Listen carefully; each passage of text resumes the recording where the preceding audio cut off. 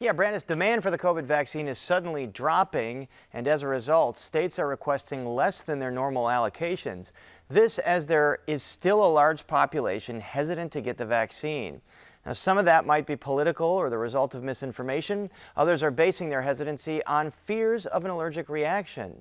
We met one Chicagoan who says she has good reason to hold out.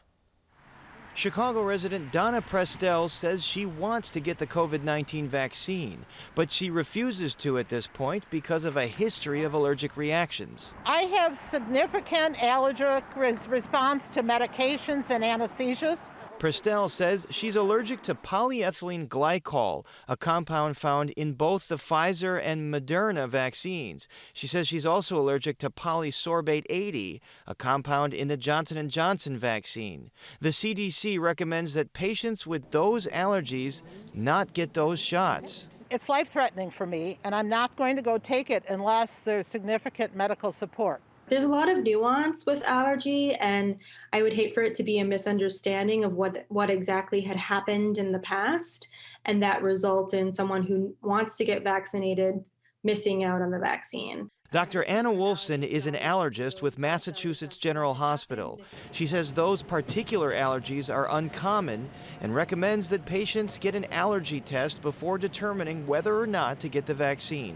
If the allergic reaction happened decades ago and no records are available, we can do this testing to see if that's still an allergy. An early CDC analysis found extremely rare cases of anaphylaxis after taking one of the mRNA vaccines. The rate was 2.5 per million in Moderna and 11 per million in Pfizer. But that doesn't ease Prestel's concerns. I understand statistics. The problem is, it only matters if you're not that person. So you're worried that you could be one of those? Of course. Prestel says she's willing to take the Johnson & Johnson vaccine, but only in an advanced clinical setting like a hospital. She says she has not been able to find an appointment that meets that criteria to this point. Dr. Robert Murphy leads the Institute for Global Health at Northwestern's Feinberg School of Medicine.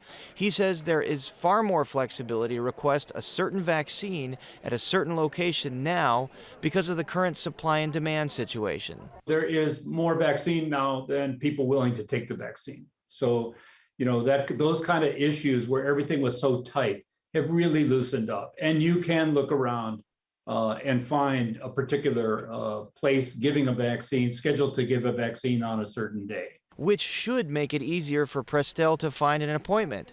Still, she says she wants public health officials to do more to cater to people with allergies, like setting aside special appointments with more emergency precautions. I'm not the only person, and if the goal is to get everybody vaccinated, then this needs to happen.